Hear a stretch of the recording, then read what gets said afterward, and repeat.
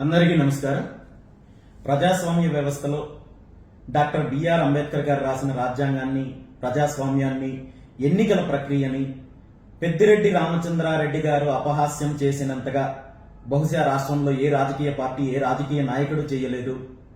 రామచంద్రారెడ్డి గారు తన రాజకీయ జీవితం అంతా అక్రమాల ద్వారా, దౌర్జన్యాల ద్వారా, అరాచకాల ద్వారా, ప్రతిపక్ష పార్టీలు నాయకులతో చీకటి రాజకీయ ఒప్పందాల ద్వారా గెలవాలనుకున్నారు తప్ప ఏనాడు ప్రజాబలంతో గెలవలేదనేది పొంగనూరు నియోజకవర్గ ప్రజలకు తెలుసు, చిత్తూరు జిల్లా ప్రజలకు తెలుసు.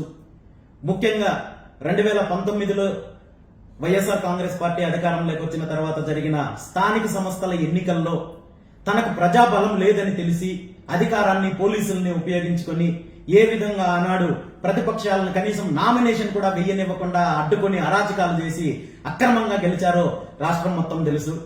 ఆ తర్వాత ఎన్నికల ప్రక్రియలోనే ఒక చీకటి సంఘటన, తిరుపతి పార్లమెంటుకు జరిగిన ఉప ఎన్నికల్లో తన పార్టీ అభ్యర్థిని గెలిపించడం కోసము పెద్దిరెడ్డి రామచంద్రారెడ్డి గారు దేశంలో ఎప్పుడు ఎక్కడా జరగని విధంగా సుమారు 38,000 తప్పుడు ఓటర్ కార్డులను సృష్టించి ఆనాడు ఎన్నికల్లో గెలిచే ప్రయత్నం చేసినప్పుడు ఎన్నికల సంఘం దీని మీద విచారణ జరిపించి దానికి సంబంధించి బాధ్యులైన అధికారుల మీద చర్యలు తీసుకున్నారు. కానీ ఇలాంటి తప్పుడు నాయకుడు పెద్దిరెడ్డి రామచంద్రారెడ్డి మీద ఇప్పటి వరకు ఎటువంటి చర్యలు తీసుకోలేదు.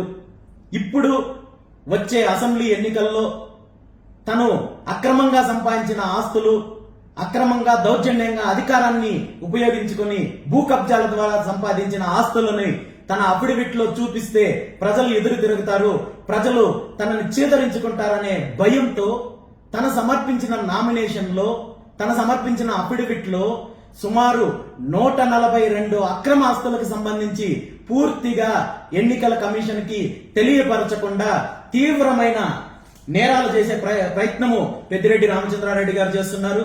ఇది ఆయన ఎన్నికల కమిషన్ కి సంబంధించి సమర్పించిన అఫిడవిట్.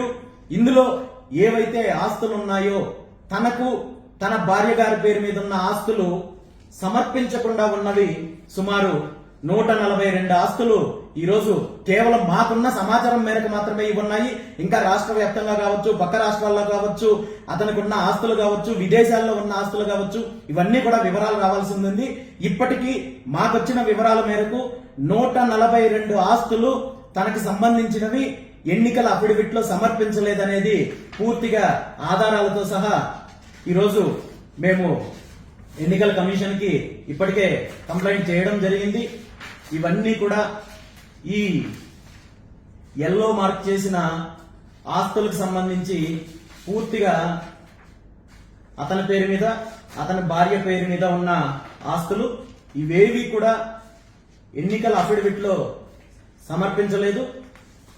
ఇవన్నీ కూడా సుమారు 142 ఆస్తులు ఉన్నాయి. ఇంకా చాలా ఆస్తులు, చూపించిన ఆస్తులు చాలా ఉన్నాయి. వీటన్నిటి మీద కూడా ఇప్పుడే ఎన్నికల కమిషన్ కి బీసీవై పార్టీ తరఫున ఫిర్యాదు చేయడం జరిగింది. ఖచ్చితంగా ఎన్నికల కమిషన్ దీని మీద విచారణ జరిపి ఇలాంటి అరాచక శక్తులు ఎన్నికల్లో పోటీ చేయకుండా పెద్దిరెడ్డి రామచంద్రారెడ్డిని వెంటనే అనర్హుడిగా ప్రకటించి ప్రజాస్వామ్యాన్ని కాపాడాలని చెప్పి ఈ సందర్భంగా తెలియజేస్తూ, రాబోయే రోజుల్లో దీని మీద అవసరం అనుకుంటే హైకోర్టుకి, సుప్రీంకోర్టుకైనా వెళ్లడానికి సిద్ధంగా ఉన్నాను. ఖచ్చితంగా ఇలాంటి అరాచక శక్తుల్ని, ఇలాంటి ప్రజాస్వామ్యాన్ని కూనీ చేసి అక్రమంగా ఎన్నికల్లో గెలిచి దోపిడీ చేయాలి, దౌర్జన్యాలు చేయాలనుకునే నాయకుల్ని ఎన్నికల కమిషన్ శిక్షించాలని చెప్పి కూడా ఈ సందర్భంగా కోరుకుంటూ పొంగనూరు నియోజకవర్గ ప్రజలకు కూడా మరొక్క విజ్ఞప్తి చేస్తున్నాను.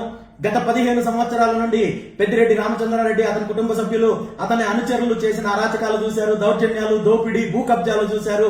వీటన్నింటికి అంతం పలకాలంటే వీటి వెనకున్న చీకటి రాజకీయ కోణాలు, చీకటి రాజకీయ ఒప్పందాలన్నింటినీ కూడా బద్దలు కొట్టి పొంగనూరు నియోజకవర్గ ప్రజలు చెరుకు రైతు గుర్తుకు ఓటు వేసి ఒక కొత్త చరిత్రకు నాంది పలుకుతారని చెప్పి మీ బిడ్డగా, మీ కుటుంబ సభ్యుడిగా గత 5 సంవత్సరాల నుండి నియోజకవర్గంలో మార్పు కోసము, అభివృద్ధి కోసము, ఇతని దౌర్జన్యాల మీద పోరాటం చేస్తున్న నన్ను ఆదరించి ఒక్క అవకాశం నాకిస్తే పొంగనూరు నియోజకవర్గ అభివృద్ధితో పాటు మీ పిల్లల భవిష్యత్తుకు నేను బాధ్యత తీసుకుంటాను. రైతులకు మంచి చేసే బాధ్యత నేను తీసుకుంటాను. నియోజకవర్గంలో రైతులు, మహిళలు, ఉద్యోగులు, వ్యాపారస్తులు ప్రతి ఒక్కరికి నేను అండగా ఉండి అన్ని రకాలుగా అభివృద్ధి చేస్తానని చెప్పి సందర్భంగా మాటిస్తున్నాను. Thank you.